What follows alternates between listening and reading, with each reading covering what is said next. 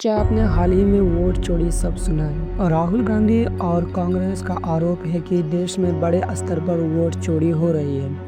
लेकिन आखिर सच्चाई क्या है? क्या सचमुच भारत में लोकतंत्र खतरे में है या ये सिर्फ एक राजनीतिक प्रोपेगेंडा है? आज हम इस विवाद के पीछे की पूरी कहानी को समझेंगे फैक्ट्स और सबूतों के साथ। 2024 लोकसभा चुनाव और हाल ही में हुए कर्नाटक, महाराष्ट्र और हरियाणा के चुनाव के बाद कांग्रेस और इंडिया ब्लॉक ने बड़ा आरोप लगाया। उनका कहना है कि बीजेपी और इलेक्शन कमीशन मिलकर वोट चोरी कर रहे हैं। और राहुल गांधी ने दावा किया कि सिर्फ बेंगलुरु के महादेवपुरा विधानसभा क्षेत्र में ही 1 लाख से ज्यादा फर्जी वोट थे, जिससे बीजेपी को फायदा मिला और बेंगलोर सेंट्रल सीट जीत गई। इसके बाद कांग्रेस ने एक पूरा कैंपेन चलाया, वोट चोरी से आज़ादी।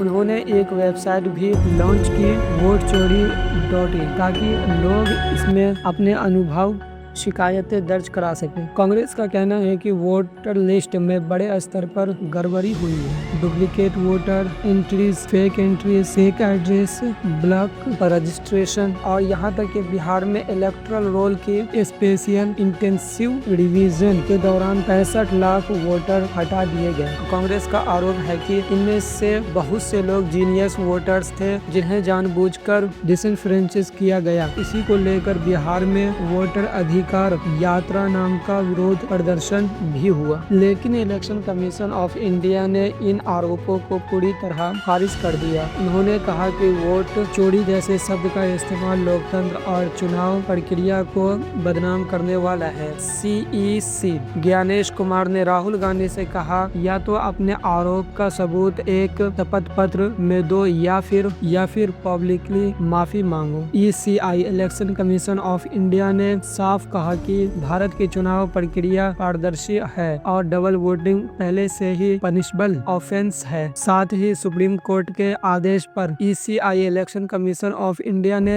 बिहार के उन 65 लाख हटाए गए वोटर्स की लिस्ट भी जारी की। उनके मुताबिक ये वोटर हटाए गए वोट ज्यादातर कारणों से थे, जैसे मृत्यु, माइग्रेशन या डुप्लीकेशन। अब बात करते हैं कि बीजेपी ने कांग्रेस पर पलटवार किया और कहा कि अगर कोई वोट चोरी का असली इतिहास है तो वो कांग्रेस के जमाने का है। यहाँ तक कि उन्होंने 1980 के वोटर रोल का उदाहरण दिया, जिनमें सोनिया गांधी का नाम दर्ज था, जबकि वो 1983 में भारत की नागरिक बनी। बीजेपी नेताओं जैसे अनुराग ठाकुर और अमित मालवीय ने राहुल गांधी की इस मुहिम को सिर्फ एक पॉलिटिकल स्टंट बताया। महाराष्ट्र के CM देवेंद्र फडणवीस ने तो ये तक कहा कि कांग्रेस के नेता पृथ्वीराज चौहान करीबियों ने डबल वोटिंग की है। सोशल मीडिया पर लोगों की राय बटी हुई है। कुछ लोग राहुल गांधी का समर्थन कर रहे हैं और मानते हैं कि बीजेपी वाकई वोटर फ्रॉड कर रही है,